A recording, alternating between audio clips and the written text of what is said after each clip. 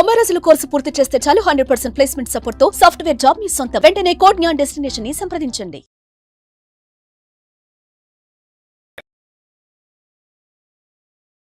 నమస్కారం ప్రియా చౌదరి గారు. ఇళ్లల్లో మనం కొన్ని చూస్తూ ఉంటాం. అంటే భార్యకి భర్తకి మధ్య వచ్చేటువంటిది ఎవర్ గ్రీన్ టాపిక్ ఏదైనా ఉంది అని అంటే మనస్పర్ధలు, అపార్థాలు, దానితో పాటు ఈగోలు, ఇవన్నీ ఉంటాయి. కొన్ని సర్వసాధారణం, కామన్ అనుకున్నాం. బట్ కొన్ని విషయాలు అంటే కొంచెం ఎక్స్ట్రీమ్ మాట్లాడుకుంటే మనం భర్త పొద్దున్నుంచి సాయంత్రం వరకు ఆఫీస్లో పనిచేసి వస్తే భార్య అదంతా అప్డేట్ తీసుకొచ్చి నాకు చెప్పాలి కదా అని అడిగేటువంటి వాళ్ళు ఉన్నారు. ఇక్కడ ఏం జరుగుతుందో తనకు తెలియదు. ఈ వాతావరణం అక్కడెందుకు తీసుకెళ్ళి చెప్పాలనే మోడ్లో భర్త ఉంటారు.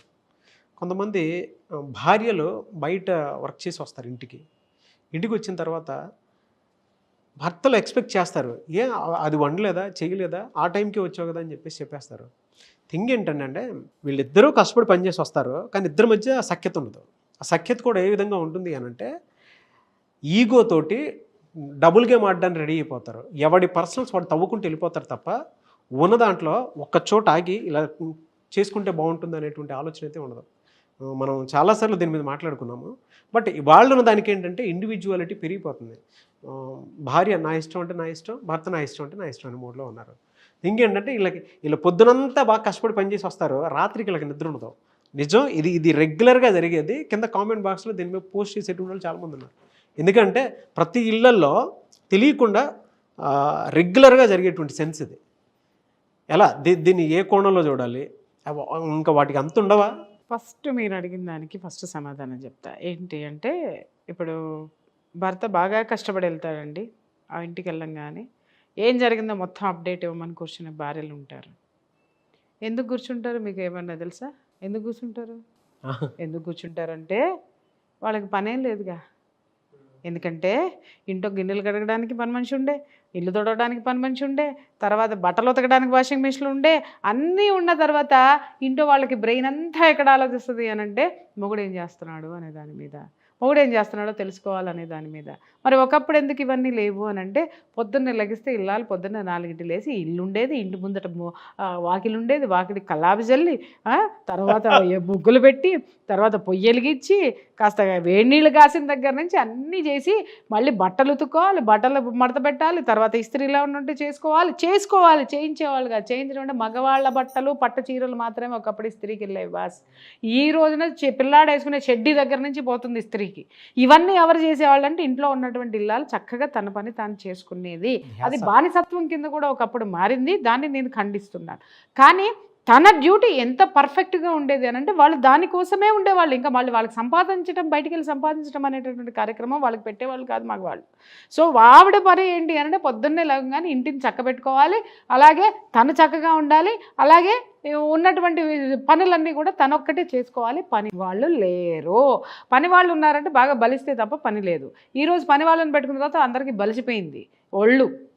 కాబట్టి దీన్ని ఎట్లా ఈ కొవ్వుని ఎలా బయట పెట్టాలి అని అంటే మొగుడిని గెలకాలి. వచ్చిన తర్వాత వాడి నెత్తి మీద ఎక్కి కూర్చొని డాన్స్ చేయాలి. ఎందుకంటే మొగుడు అన్ని సౌకర్యాలు ఇస్తున్నాడు కదా అక్కడ.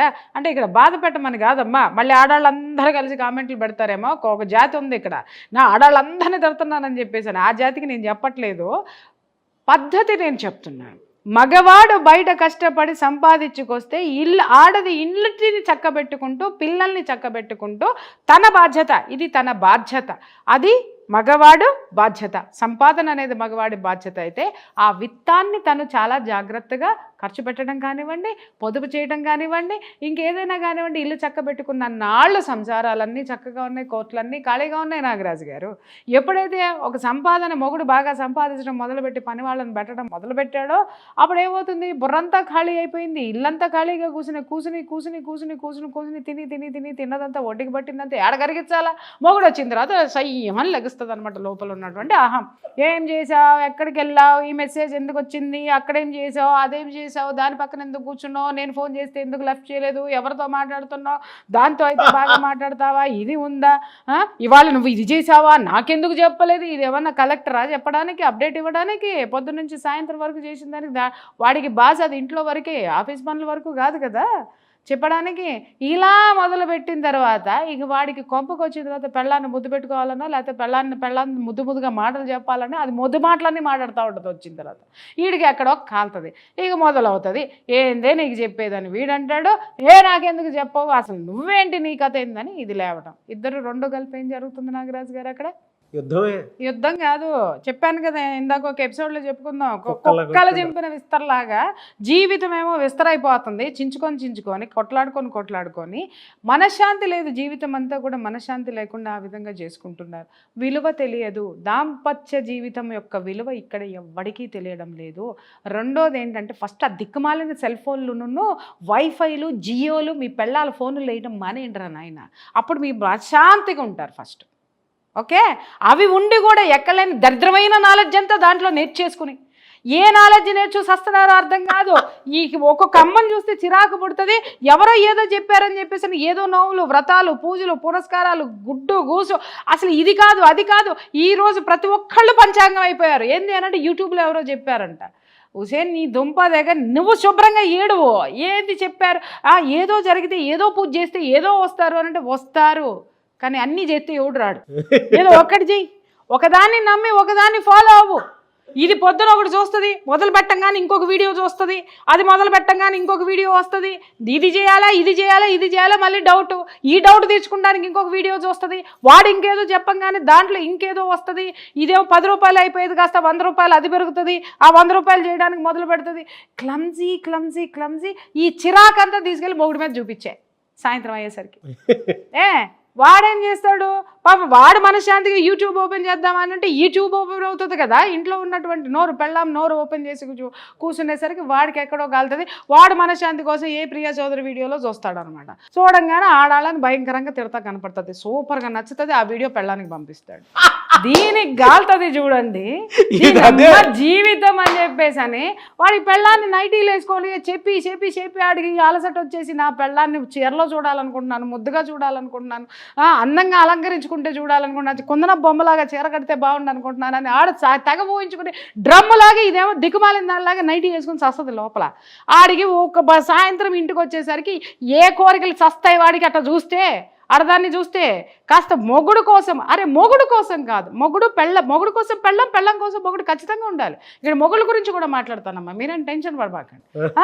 వచ్చిన తర్వాత ఈ ఆడిపోయి ప్రియా చౌదరి నైటీల గురించి మాట్లాడంగానే వీడియో ట్రాన్స్ఫర్ చేస్తాడు అనమాట.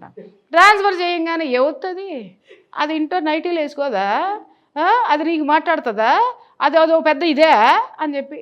అసలు నేనేమన్నా మధ్యలో ఏమన్నా చేశానా? శాండ్విచ్ల మధ్యలో ఉంటాయి నాగరాజు, తెలియదు. అదే సెకండ్ హాఫ్ పంపరు, ఫస్ట్ హాఫ్ ఒక్కడే తీసుకుని అంతవరకు మాత్రం ఎడిట్ చేసుకొని వాళ్ళకి ఏం పాయింట్స్ కావాలో అది పంపుతారు. ఆ తర్వాత మగాడు ఏం చేయాలనేది ఈడు పంపడం, ఆడదేం చేయాలనే దానికి అది పంపం. ఇక్కడ ఏమవుతుందంటే ఈడికి నేను శత్రువు, ఈవిడికి నేను శత్రువే.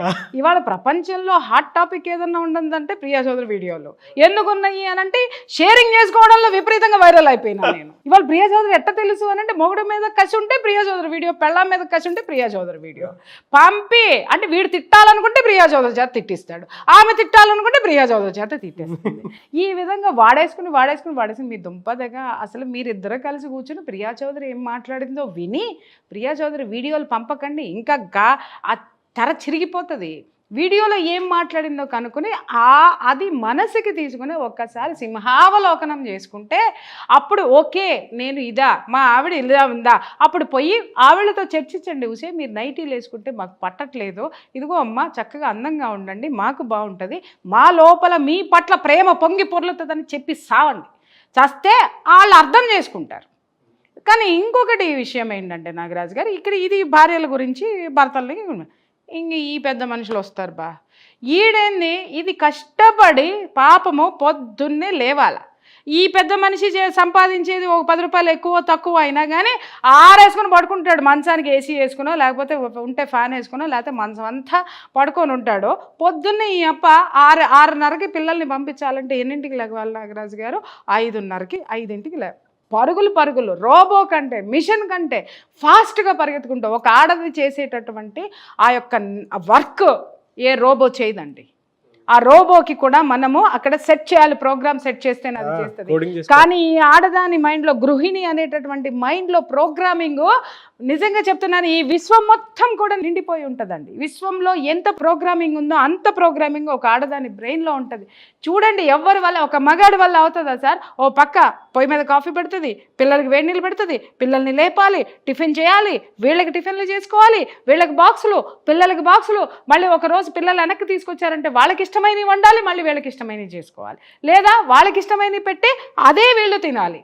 ఇన్ని త్యాగాలు చేసుకుంటూ, ఇంత చాకరీలు చేసుకుంటూ భార్య చేస్తే ఆవలించుకుంటూ గేదలాగా లేచి కూర్చుంటాడు. కూర్చున్న తర్వాత కాఫీ తీసుకెళ్ళి ఇవ్వాలి పెద్ద మనిషికి, దాగుతాడా, తర్వాత కింద చెప్పులు కూడా పెట్టాలి బాత్రూమ్కి వెళ్ళడానికి. కొంతమంది మహాపురుషులు అబ్బో ఎంతమంది ఉంటారో చెప్పలేదు. పోయిన తర్వాత బ్రష్ కూడా నోట్లో పెట్టాలి. నా నోటికి ఇంకెక్కువ వస్తాయి, ఇంక ఇద్దరితో ఆపేస్తాను నేను. పెట్టి బ్రష్ చేసుకున్న తర్వాత ఇస్త్రీ బట్టలు అక్కడ పెట్టాలి. వీడేమైనా హ్యాండిక్యాప్డ్ అండి? నాకు అర్థం కాక అడుగుతాను. వాడి పని వాడు చేసుకోలేడా? పెళ్ళామంటే ఎన్ని చేస్తుందండి నాకు.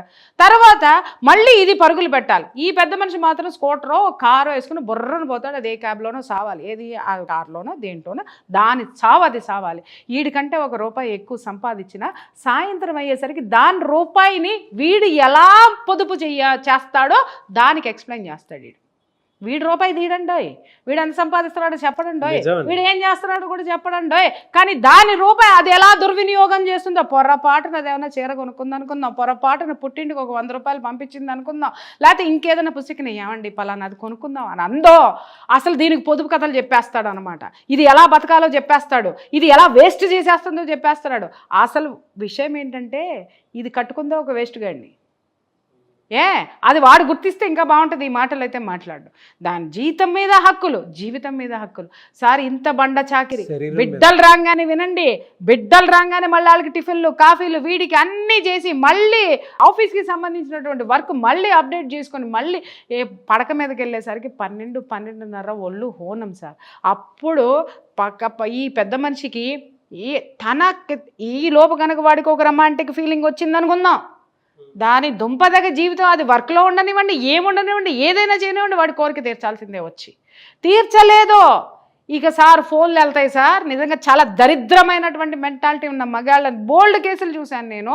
వాడి అమ్మకి పోయి కూర్చొని చెప్తాడు ఫస్ట్, ఇది నా దగ్గరికి రావట్లేదని. ఆడ అక్కకి చెప్తాడు, ఆడ చెల్లికి చెప్తాడు. ఈయనవి కూడా ఎట్టంటాయో నాకు అర్థం కాదండి. అంటే వీళ్ళు కూడా అట్టాగే చెప్పుకొని వస్తున్నారా బయటకు వచ్చి? ఈడు అమ్మకో తమ్ముడికో అన్నకో చెప్పుకొని వస్తున్నారా? చెప్పుకుంటారేమో, నాకైతే అర్థం కాదు, నాకు తెలియదు. ఫస్ట్ అక్కడి నుంచి మొదలు పెడితే బంధువులు, వాళ్ళు వీళ్ళు అందరికీ వాడు పోయేది రోజు పోతానే ఉంటాడు పెళ్ళాం దగ్గరికి. పాప అది రావాల్సిందే, వీడి కోరికలు తీర్చాల్సిందే. ఎప్పుడన్నా ఒక రోజు ఒంట్లో బాగోకో వీలుగాకో ఏదన్నా అయితే సతాయింపులండి, రాదు రాదు రాదు రాదు రాదు రా సార్. ఇట్లా మనసుని హింస పెట్టేస్తుంటే శారీరకంగా కష్టపడాలి, ఫైనాన్షియల్గా సంపాదించాలి, తర్వాత బయట ఉండే ఇంకొకటి కూడా ఏదన్నా గొడవ వచ్చిందనుకోండి, ఈడు పోడు మళ్ళీ లోపల నుంచి ఈవిడే చక్క పెట్టుకురావాలి. అర్థమైందా? మళ్ళీ దీని ఇన్ఫ్లుయెన్స్ వీడికి కావాలి.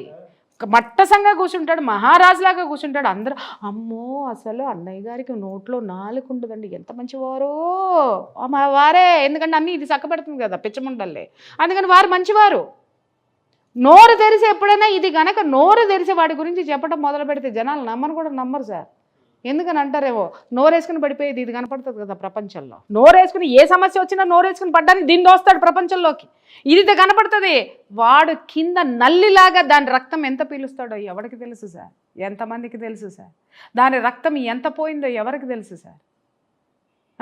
భార్యాభర్తలు అంటే ఎలా అయిపోయిందంటే 5 నిమిషాల కోరిక తీర్చుకునేటటువంటి వస్తువుల కింద తయారైపోయినారు ఇవాళ. నిజంగా చాలా చాలా చాలా జాలి పడుతున్నాను వాళ్ళ మీద. నాకు అద్భుతమైనటువంటి సింపతి అయితే మాత్రం ఉంది నాకు, to be frank I tell you. ఈ పెళ్ళి అంటే ఏంటి అని అంటే ఆడటు ఈడిటు ఉండలేక ఇద్దరూ కలిసి ఒక గొడుగు కిందకి ఎందుకు వస్తారు? ఎవరికైనా అవగాహన ఉందా?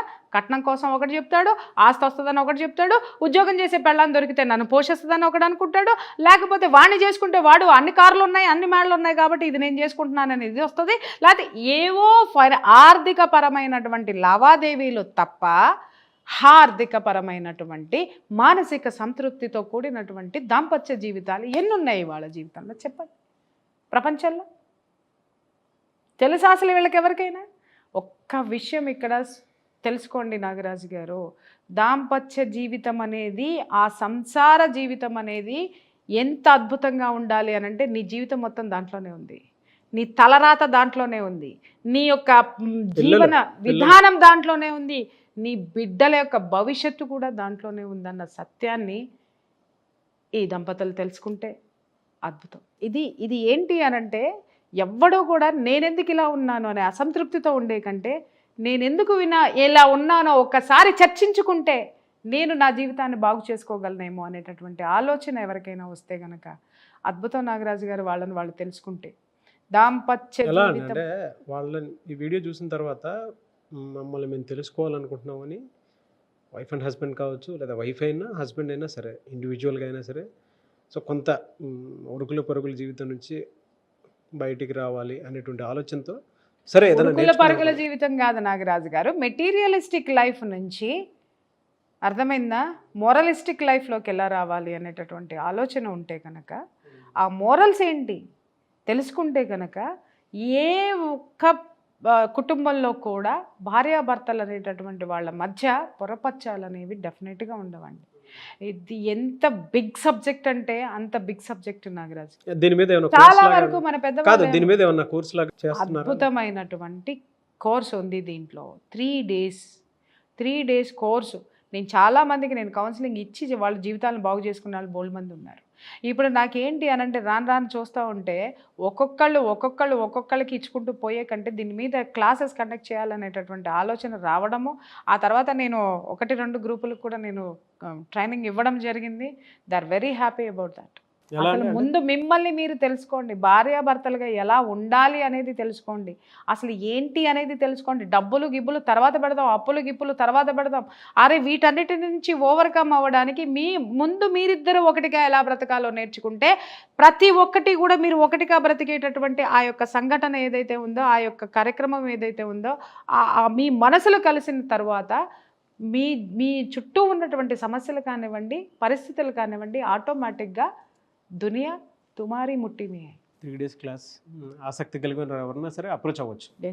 డీటెయిల్స్ స్క్రీన్ మీద కనిపించేటటువంటి నెంబర్కి కాల్ చేయండి. డెఫినెట్గా వాళ్ళు ఎప్పుడు క్లాసెస్ ఉంటాయి అనేది చెప్తారు. డీటెయిల్స్ అన్ని మీరు తీసుకోవాలి. సుమన్ టీవీలో మీ పర్సనల్ అండ్ బిజినెస్ ప్రమోషన్స్ కోసం కింది నెంబర్కి కాంటాక్ట్ చేయండి.